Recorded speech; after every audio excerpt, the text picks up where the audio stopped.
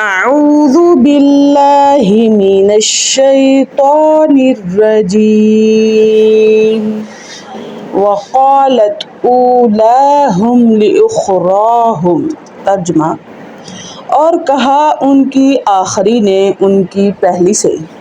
بات پیچھے ہماری یہ چل رہی ہے کہ جو بعد میں داخل ہوں گے اعوذ باللہ من الشیطان الرجیم وقالت اولاهم لأخراهم فما كان لكم علينا من فضل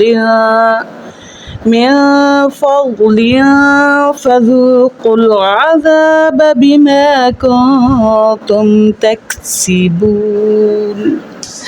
ترجمہ، وقالت اور کہا، اولاہم ان کی آخری نے، اولاہم ان کی پہلی نے، لأخراہم ان کی لاسٹ والی سے، ان کی آخری نے اپنے سے بعد والی سے کہا۔ پیچھے بات ہماری یہ چل رہی ہے کہ جب ایک قوم ایک گروہ جہنم میں جائے گا نا تو وہ دیکھے گا جو ان سے پہلے گئے ہوئے ہیں نا وہ وہی لوگ تھے جو ان کو لیڈرشپ دیتے تھے، جن کی یہ تابع داری کرتے تھے نا وہی لوگ ان سے پہلے جہنم میں پہنچے ہوئے ہیں۔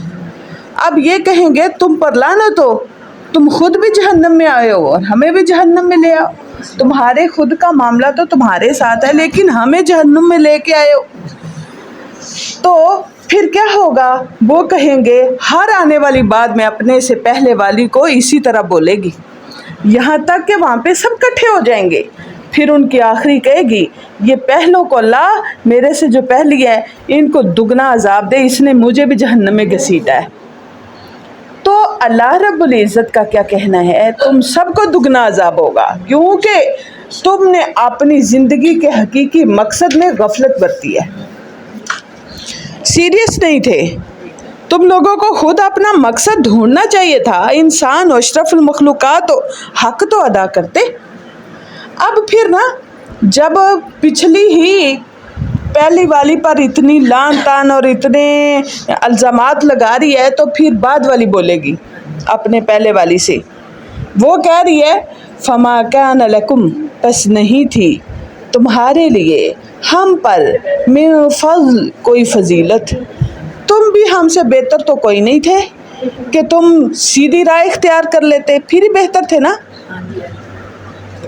فذوقوا تو اب بات یہ ہے چکھو تم العذاب عذاب کا مزہ، بما کنتم تکسبون اس وجہ سے جو تم اعمال کماتے رہے، اپنی برائیوں کی وجہ سے، اپنی غلط روش کی وجہ سے، غلط راستہ اختیار کرنے کی وجہ سے۔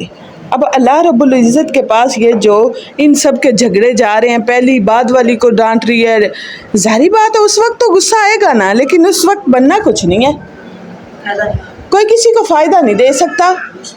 اب کیا تو میں کرنے کے بعد یہی ہوگا بھی تم اپنی اپنی بھگتو۔ اللہ اکبر اللہ۔ پھر ان الذین یقیناً وہ لوگ جنہوں نے کذبوا جھٹلایا بے آیاتنا، اب یہ اللہ کا فرمان ہے، اللہ کہہ رہے ہیں یقیناً وہ لوگ جنہوں نے جھٹلا دیا ہماری آیات کو، واستکبروا اور تکبر کیا، نہ مانا انکار کیا، انہا ان سے، کن سے؟ ہماری آیات سے، ہماری آیات کو ٹھکرایا۔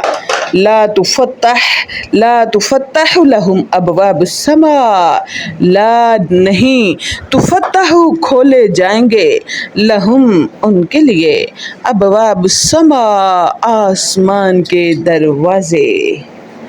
اللہ اکبر۔ پتہ ہے آپ کو جب انسان مرتا ہے نا فرشتے اس کی روح کو نکال کے آسمان پر چڑھتے ہیں، جب وہاں پہ چڑھتے ہیں تو نیک روح کے لیے دروازے کھولے جاتے ہیں آسمان کے اور بڑا شاندار استقبال ہوتا ہے، مرحبا فلا فلا فلا فلا کے لیے اس کے اچھے اچھے نام لے کر، اچھی اچھی نسبت لے کر اس کو خیر مقدم کیا جاتا ہے اس کا۔ لیکن جو اللہ کا نافرمان ہے، اللہ کہہ رہے ہیں کذبوا بآیاتنا واستکبروا عنہا لا تفتح ان کے لیے نہیں کھولے جائیں گے، دروازے آسمان کے کھولے ہی نہیں جائیں گے، پھر کیا ہوگا؟ ان کو وہاں سے پھینک دیا جائے گا ان کی روح کو، پھر وہ جب قبر میں ڈالی جائے گی تو اس کو سجین میں قید کر دیا جائے گا۔ استغفر اللہ اللہم لا تجعلنا منہم۔ اللہ کہتے ہیں یہ اللہ تعالیٰ کی بات ایسی بات ہے لا ریب فی، جس میں شک نہیں ہے۔ اللہ کہہ رہے ہیں جنہوں نے میری آیات کا مذاق اڑایا، تمسخر کیا، جنہوں نے سیریس نہیں لیا، جنہوں نے انکار کیا، تکبر کیا، جھٹلایا، انکار کیا، منکر ہوئے، اللہ کہتے ہیں لا تفتح، ان کے لیے نہیں کھولا جائے گا ابواب السماء، آسمان کے دروازوں کو، ولا يدخلون، اور نہ ہی وہ داخل ہوں گے، نہ ہی وہ داخل ہو سکیں گے، الجنت، جنت میں کبھی بھی۔ یہ متکبر، یہ کاذب بآیات اللہ کبھی جنت میں نہیں جا سکتا۔ اللہ کہتے ہیں لا يدخلون الجنہ، وہ جنت میں نہ جائے گا۔ دو باتیں اس کے لیے کہہ دی، ایک تو اس کے لیے آسمان نہیں کھولا جائے گا، ایک تو ان کے لیے آسمان کے دروازے نہیں کھولے جائیں گے، دوسری بات وہ جنت میں نہیں جائیں گے۔ اور یہ بات اتنی پکی ہے، کب تک وہ جنت میں نہیں جائیں گے؟ حتیٰ، یہاں تک کہ یلج الجمل، داخل ہو جائے اونٹ، یہاں تک کہ داخل ہو جائے اونٹ فی سم الخیاط، سوئی کے ناکے میں۔ سوئی کا ناکا جس میں دھاگا ڈالتے ہیں، وہاں اونٹ گزر سکتا ہے؟ نہیں نا۔ یہ عربوں کا محاورہ ہے، جب وہ کوئی کام اتنا مشکل ہو نا، کر ہی نہیں سکتے، تو وہ کہتے ہیں یہ کام کبھی نہیں ہوگا، جب تک ایسے تب تک نہیں ہوگا جب تک کوئی اونٹ سوئی کے ناکے سے نہ گزر جائے، یعنی کہ نہ وہ گزر سکتا ہے نہ یہ کام گزر سکتا ہے۔ ان کے محاورے سے یہی پتہ چلتا ہے یہ کام ناممکن ہے۔ یہی ان کا محاورہ اللہ رب العزت نے قرآن پاک کے اندر بولا، کہا وہ نہ تو ان کے لیے دروازے آسمان کے کھولے جائیں گے اور نہ وہ کبھی جنت میں جائیں گے، یہاں تک کہ اونٹ سوئی کے ناکے میں داخل ہو جائے۔ اب بات یہ ہے، کبھی اونٹ تو سوئی کے ناکے میں داخل نہ ہوگا، تو اس سے یہی پتہ چلتا ہے وہ کبھی بھی جنت میں نہ جائیں گے اور کبھی ان کے لیے آسمان کے دروازے نہ کھولے جائیں گے۔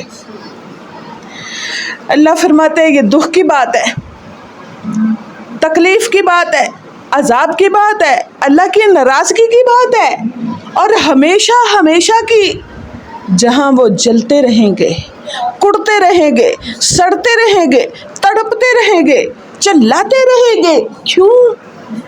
وَكَذَلِكَ، اور اسی طرح ہی، ایسے ہی نجزی، ہم جزا دیتے ہیں، المجرمین، مجرموں کو، اسی طرح کی ہم سزا سناتے ہیں مجرموں کو۔ مجرم اللہ کے ہاں کٹہرے میں کھڑا ہوتا ہے، اور اللہ تعالیٰ کی سزا، یہاں کے کٹہرے آپ دیکھتے ہیں، انصاف ہوتا ہے، جبکہ مکمل انصاف دنیا والے نہیں کر سکتے، انصاف ہے، انسان ہے نا۔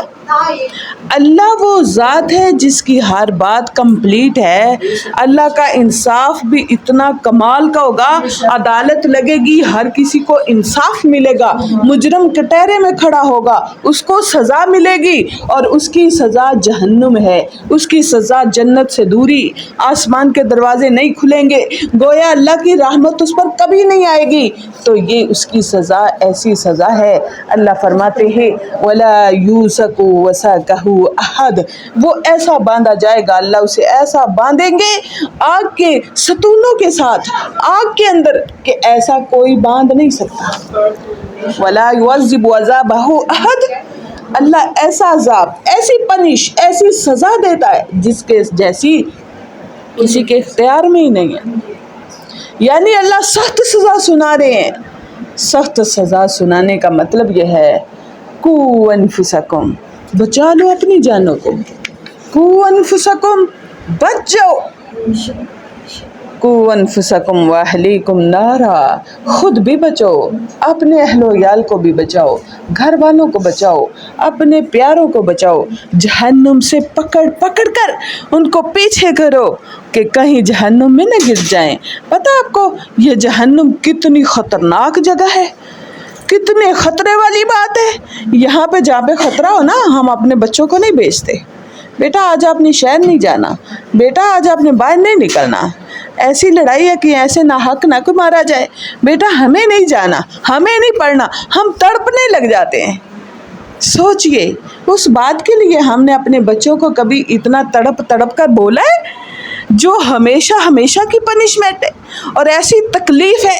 وہاں جانے کے بعد سوچے گا انسان میری تربیت کیوں نہ ایسی کی گئی. وہ آپ کو بھی کوسے گا، کیوں نہیں ان کو بلاتے ہیں آپ اچھائی کی طرف، کیوں نہیں ایسا مائنڈ بناتے. بیٹا اس زمانے میں، اس دنیا میں جتنا مرضی جیو، بچنے کی ایک چیز ہے، وہ ہے اللہ کی ناراضگی. باقی فائدے اور نقصان اللہ کے ہاتھ میں ہے. وَتُعِزُّ مَن تَشَاءُ وَتُذِلُّ مَن تَشَاءُ بِيَدِكَ الْخَيْرُ. اللہ جسے چاہتا ہے عزت عطا کرتا ہے اور جسے چاہتا ہے اسے ذلیل کر دیتا ہے. یہ اللہ کے ہاتھ میں ہے. اور ایک بات یاد رکھیے گا، اللہ قرآن والوں کو اونچی عزت عطا کرتا ہے. جو قرآن کو سیکھتے ہیں، اس پر عمل کرتے ہیں، اپنے آنے والی نسل کو اس کے مطابق لے کر چلتے ہیں، تو اللہ انہیں اونچا مقام عطا کرتے ہیں، بلند کر دیتے ہیں. اللہ قوموں کو، ایسی قوموں کو جو اللہ کے نام کو بلند کرتے ہیں، اللہ کے دین کو بلند کرتے ہیں، اللہ کے دین کا جھنڈا بن جاتے ہیں، تو اللہ ان کے نام کا جھنڈا لہرا دیتے ہیں. عزت، سبحان اللہ. اور وہ لوگ جنہوں نے اس قرآن کی تذلیل کی، جھٹلایا اور اس کو کیا کیا، اس سے تکبر کر کے خود بڑا بنے، تو اللہ کی ناراضگی خریدی. اللہ کہتے ہیں ان کا داخلہ میرے آسمانوں پہ ممنوع ہے، ان کا داخلہ میری جنت میں ممنوع ہے، وہ میری رحمت میں کبھی داخل نہیں ہو سکتے. ایک تو اللہ کی ناراضگی، ایک سدا اور ہمیشہ رہنے والی آگ. اللہ سے دعا کریں اللہ ہمیں اپنے رب کی ناراضگی اور اپنے رب کی ان سزاؤں سے، آزمائشوں سے، ان عذابوں سے اللہ تعالیٰ نجات عطا فرمائے. یا الہی ہماری دعا ہے ہم نے جو غلطیاں کی ہمیں معاف کر دے اپنی رحمت کے ساتھ. اللہ نیکسٹ ہم اپنا پورا عزم کرتے ہیں تیری توفیق کے ساتھ کبھی غلطی نہیں کریں گے انشاءاللہ، ہمیشہ نیکی پر گامزن رہیں گے تیری توفیق کے ساتھ انشاءاللہ. آخر دعوانا